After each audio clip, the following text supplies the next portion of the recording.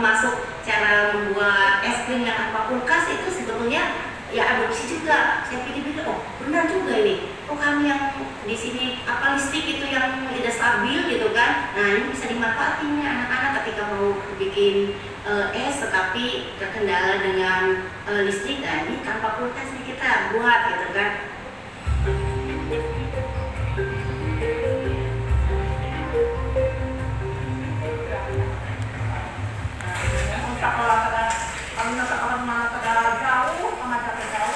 Kebanyakan kan yang sekolah kesetaraan yang udah bekerja gitu ya.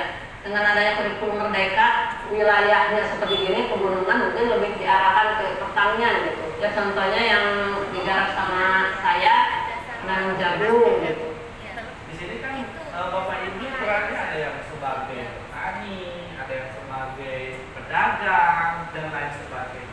Dan ikan kesetaraan ini kan beradanya di masyarakat. PKBM ini bisa hidup ya salah satunya dengan cara bergotong royong dengan masyarakat, dengan peserta didik untuk sama-sama membangun satuan pendidikan. Kami bekerja sama dengan pemerintah desa. Pemerintah desa Abrawati ini memiliki lahan kurang lebih 1,5 hektar yang kemudian dipergunakan untuk aktivitas kegiatan belajar warga belajar PKBM Termuda, salah satunya di pertanian terpadu tadi.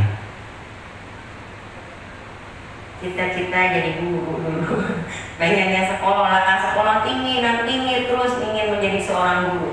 Cuma karena terbentur biaya dan keadaan saya yang disabilitas udah usia tua masih bisa, nah disitulah ambisi ingin sekolah gitu. Yang pada akhirnya daftarlah ke PKBM yang di Pagandor.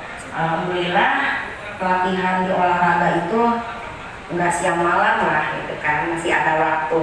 Mereka memberikan waktu untuk mengikuti pelajaran dan saya belajar bisa setelah latihan sore, bisa siang. Simple, nyaman lah, dalam arti masih ada peluang banyak menurut saya gitu. Nggak istilah atau ini repot habis latihan sampai nggak ada, karena saya menginginkan benar-benar sekolah tinggi dari guru. Jadi pelatihan tugas mana tuh kamu deh sampai ada guru nomor jatuh caranya. Kenapa saya harus sekolah?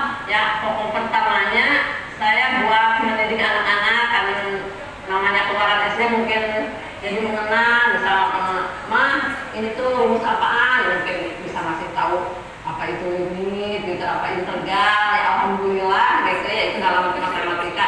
Kalau dalam bahasa Inggris mungkin kalau ada tamu ya nyapa minimal gitu, nyapa gitu, mungkin ya bisa jawab gitu sedikit, good morning gitu, mungkin itu selamat pagi, mungkin Pak kalau saya kalau nggak sekolah good morning itu apa, kalau di kampung kan morning itu boleh jawab Pak, mungkin saya nanya jauhnya gitu. Ya alhamdulillah dengan adanya sekolah ya sedikit-sedikit gitu, mungkin ya bisa kalau nggak bisa mengucapkannya juga.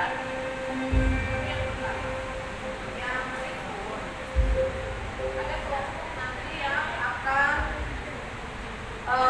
pakai laptop. Saya pribadi pernah mengalami masuk kelas, di kelas kami itu 32, yang saya paling ingat itu adalah siswa yang pintar dan siswa yang kategorinya males. Itu aja yang saya ingat. Yang tengah-tengah tuh ya udah itu reguler bagi saya, udah mau apa namanya atau enggak masalah. Tapi setelah kita terapkan kurikulum merdeka ini, saya kenal mereka one by one, satu persatu. Jadi kadang-kadang kita sebagai guru, saya menyadari itu dulu saya tuh sering punya banyak cap untuk anak, pemalas, cap yang negatif untuk mereka. Kurikulumnya tuh enaknya kita bisa pendekatan dengan berbagai cara. Ketika murid kita dikasih kesempatan, mereka akan menunjukkan kemampuan mereka yang sebenarnya tadinya saya nggak tahu bahwa oh ternyata anak itu tuh dia punya bakat di sini yang sebenarnya kalau kita munculkan kita akan senang dengan mereka, dan anak-anak juga belajar menyenangkan gitu karena belajarnya nggak dipaksa. Di sini semua senang musik. Pokoknya yang ada jenis musiknya udah mereka langsung connect kalau ke musik, kalau kami di Maluku. Nah, dengan kondisi sekolah menerapkan P5, kami coba angkat tentang budaya ukulele.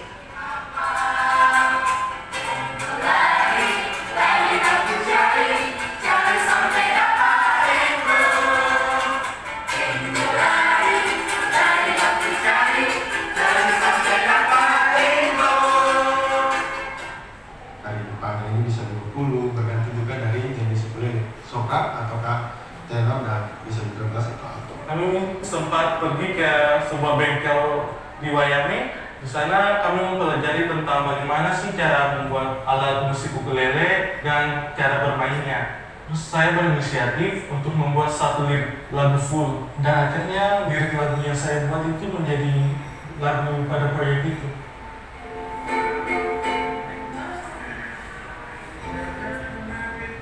P5 sebenarnya kan bukan soal produknya, hasilnya apa, tapi bagaimana menumbuhkan gotong royongnya, karena di kami ini kan multi etnis, dan saya melihat awal-awalnya itu nggak mau kerjasama, ada semacam sentimen-sentimen yang saya nggak mau karena kamu sukunya lain, misalnya kayak seperti itu.